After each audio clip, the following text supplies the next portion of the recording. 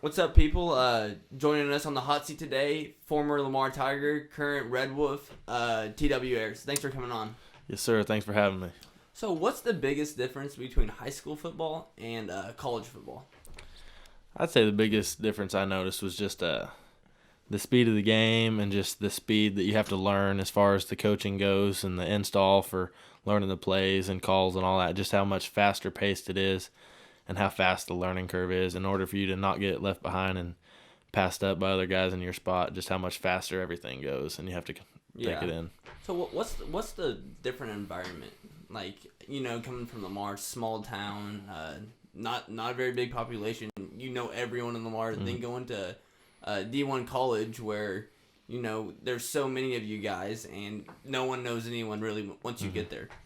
I'd say Jonesboro, more than a lot of other D1 towns, is pretty spread out and small feeling compared to some of them, but it's still way bigger than Lamar, obviously. But it's really a lot different just because, it's not one of those things where after the game you go uptown and everybody's talking to you about the game. Yeah. It's nothing like There's that. No square. Right, there's not a square. Everybody goes and parks at and talks about the game, but it's more or less just the big-time guys are the ones everybody knows, and that's about it. The people that are catching all the touchdowns and throwing all the touchdown passes. We've heard from here that you're kind of a celebrity down there with your mullet. You definitely have the best-looking mullet down there, and then after that bowl game, you had that cowboy hat, cigar in your mouth. It was a pretty good picture. It made a lot of headlines, but so how did you transition so well from high school football to college football? You really... Some people are, most of the time when you go to college football, it makes you think that it's going to be so fast and the speed you might not be able to catch up. But you just stayed with this speed and just did a great job from the get-go. I'd say the thing that helped me the most was just like finding what I did well for the team in an early spot, just knowing that I'm kind of fitting into that role as a special teams guy from an early stage and just showing the coaches that I was basically just willing to do whatever they needed me to do. Yeah, and didn't really care what I was doing as long as it was what the team needed. So they knew they could put me in on special teams or in as a fullback on offense to go block, that kind of thing. I picked up on it seemed like once I got used to the pace of the learning and the install and all that with the coaches and got all that down, the rest of it came a lot easier once I wasn't having to think as much and just trying to slow it all down once I learned it. So your first couple of years you played offense and special teams, and that's really where you learned your role was special teams, where you made your mark. But this past year, you not only played offense and special teams, but you also started on defense in the back half of the year. How did that come about? You actually making a huge difference on the defense side of the ball. Yeah, it was really a surprise whenever they moved me over to defense. I was walking in for team meeting one day, going to meet with the head coach. And all of us were in there getting ready for practice, and he pulls me out into the hallway and says, "Hey, we're going to send you with the D-line today for the drill work, the first half of practice, and just see how you do today and tomorrow and decide if we want to move you over there." And I had no clue that was coming. Nobody had even mentioned me going over to defense. So did you have to convince them or anything? I didn't. They just thought that they might be able to use me over there on defense because the stuff I was doing on offense and just my physicality that they really liked. Little did they know how good you were in high school. Yeah, they had no clue that what I'd done in high school on defense. So I was excited, but I was nervous at the same time. I hadn't played defense in 2.5 years since high school, so I was nervous to go over there and try to perform and not get embarrassed when I go over there. So well, I'd say you did a pretty good job this past year, and you, like you said, you only started the back half of the season. You had 35 tackles and 4 sacks, and I caught an interception that you're barely out of bounds, but whatever. And you also had 3 receptions for 21 yards and a touchdown on the offense side of the ball. And I'm not for sure about this stat, but we were talking, and I think you might be the only player this past season to have a receiving touchdown and also a sack. So that's a pretty cool feature if you want to think about it. But you were also nominated for the Burlsworth Award, and you were a Sun Belt honorable mention this past year. So congrats on that. Thank you. So throughout the week of going on into a Saturday game, how do you prepare for a game? What do you do film wise and practice wise? Well, meetings normally start at 2:30 throughout the week, but I'll normally get up there around 12:30 and just go up there for treatment before practice and to watch some tape. And then we normally, by the time practice gets over, and then getting treatment again after practice, because trying to not get too banged up throughout the season. Normally end up being up there about 12:30 to around 7:30 every night. And then once we get in the back half of the week, we have more walkthroughs and a lot more film as a team getting ready for the game. Just lots of preparation. Yep. So you're in there from 12 to 7:30 every day, pretty much? Yeah, as soon as I eat lunch, I normally just go ahead and go up to the facility and start getting ready. So homework in the morning. Yeah. So let's talk about your new coach a little bit, Butch Jones. Mm-hmm.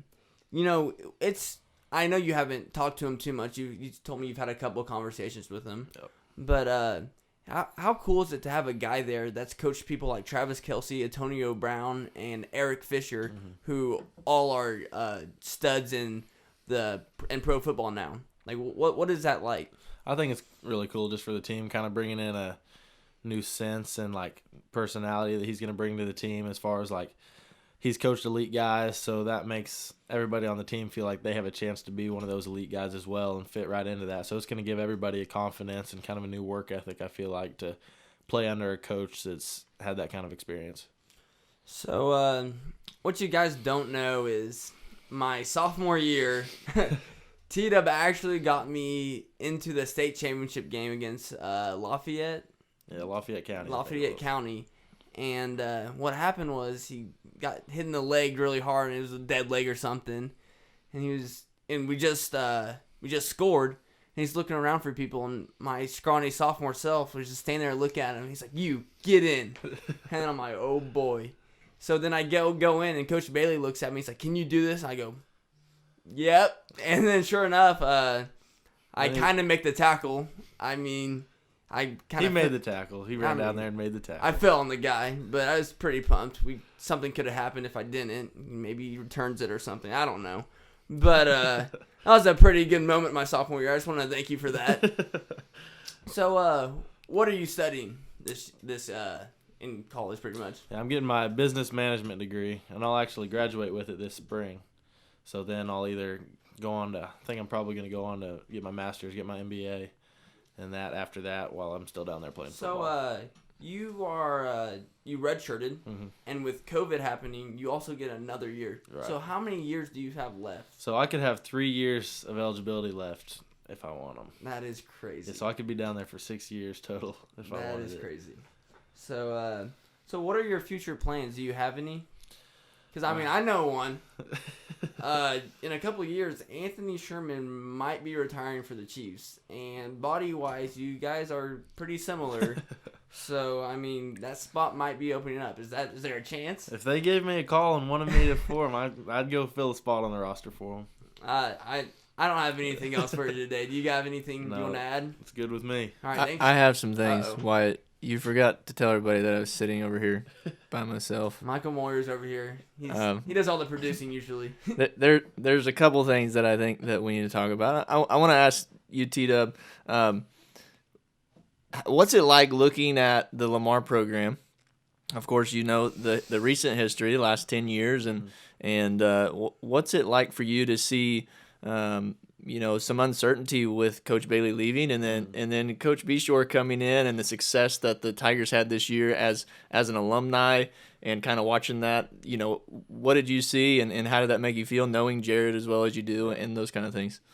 Yeah, it was really cool for me just to see them be able to go from losing the last couple of years and then being able to make that step back up to the championship game, and just seeing that those the guys that are in high school right now getting that same opportunity and getting to experience those same things that I got to experience when I was in high school, and knowing that they'll get similar opportunities that I had just by being able to put that on their college resume. Right. That they were a part of a championship program and that they won a ring while they were in school, and just how I know that helped me getting recruited into college, and just going on part of my resume saying that I was part of a championship program.